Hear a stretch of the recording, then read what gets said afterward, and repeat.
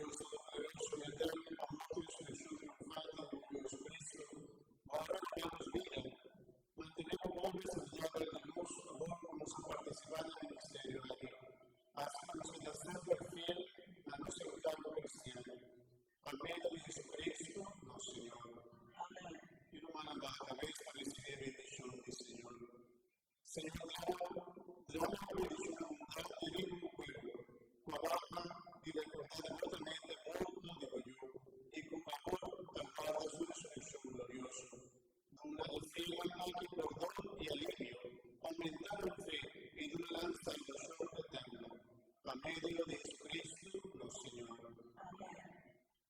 Mi hermana nos sigue de corazón, ahora que tu bendición final, es una bendición final, nos recibe de alzada, mejor de luz.